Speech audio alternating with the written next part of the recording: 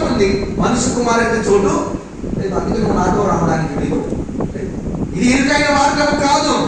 నేను వస్తా అని చెప్పడం కాదు, నేను వెళ్తా ఆదివారం ప్రార్థనకి అని చెప్పుకోవడం కాదు, నేను దేవుని మందిరంలో బోధన చేస్తా అని చెప్పుకోవడం కాదు. నీ హృదయంలో నక్కలకు చోటు ఉండడానికి వీలు, నక్క వంటి జిత్తుల వారి వేషాల మనలో ఉండడానికి వీలేదు.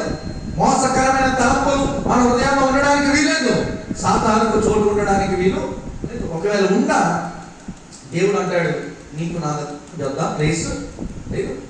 ఇది ఇరుకైన త్రోవ కాదు, సత్గుణము కలిగిన త్రోవ కాదు, యథార్థమైన త్రోవ కాదు, ప్రేమ కలిగిన త్రోవ కాదు.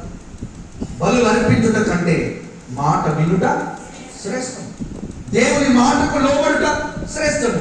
ఈ విశ్వాసంలో మనం నడవాలి. సద్గుణము కలిగిన విశ్వాసము, ప్రేమ కలిగిన విశ్వాసంలో మనం నడవాలి. ఇప్పుడే అలా ఉంటేనే మన విశ్వాసం పరీక్షకు నిలిచినదై, లేక పడిపోద్ది ఎప్పుడో. ఈరోజు విశ్వాసంలో పడిపోయిన వారు గోల్డ్ మంది. ఒకప్పుడు చాలా భక్తిని చేసిన వారు ఈరోజు భక్తిలో పడిపోయిన వారు చాలా మంది, కొరచగా కనబడుతున్న వారు చాలా మంది. ఎందుకంటే నక్కలకు బొరియలను సిద్ధపరిచారు నీ హృదయంలో. ఆకాశ పక్షులకు ఎత్తిపోవడానికి నీ హృదయాన్ని ఎత్తుకొని పోవడానికి చాలా ప్లేస్ వచ్చావు. ఈ విశ్వాసం సరైన విశ్వాసము కాదు. ఇంకా అంటాడు చూడండి, అదే పేతురు రాసిన 2వ పత్రిక 1వ అధ్యాయము 8వ వచనం. పేతురు రాసిన 2వ పత్రిక 1వ అధ్యాయం 8వ వచనం. ఇవి మీకు కలిగి విస్తరించిన అవి మన ప్రభువైన యేసుక్రీస్తును గూర్చిన అనుభవ జ్ఞానము విషయములో మిమ్మల్ని సోమరులైనను నిష్ఫలులైనను కాకుండా ఇవి మీకు కలిగి విస్తరించిన ఏవి? సద్గుణములు, ఈ విశ్వాసములు, అవి చెప్పబడిన లక్షణములు మీలో కలిగి విస్తరిస్తే మీరేమవుతారంట? యేసుక్రీస్తును గూర్చిన అనుభవ జ్ఞానము విషయంలో మీరు చాలా స్థిరంగా సోమరులైనను నిష్ఫలులైనను. సోమరులుగా ఉండరు, నిష్ఫలులుగా ఉండరు.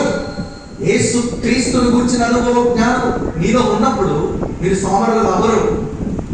సోమరులు అయిపోయాం. 8 దినాల సంఘాల్లో రోజు బయట చదువుతున్న వారు ఎవరు చేసేస్తానంటే ఎంత దెబ్బలాడో తెలుసా? ఎత్తునోడుతో బాధ అయితే ఎత్తనోడుతో ఇంకో బాధ. అయ్యగారు మమ్మల్ని అందరూ పిలిచి అడగాల, అవమానించేస్తారు కదా అనేవాడు ఒకడు. ఎత్తునోడేమో వెనకాల చదవట్లేదు, నువ్వు తెచ్చి ఎందుకు వస్తావురా కాఫీ అంటారు. అవునా? ఎత్తునోడుతో బాధ. అనుభవ జ్ఞానం విషయమై మనం సోమరులుగా ఉండద్దు. దేవుని జ్ఞానం విషయమై మీరు సోమరులుగా ఉండద్దు. దేవుని వాక్యాన్ని చదువుట విషయంలో, ప్రార్థించడం విషయంలో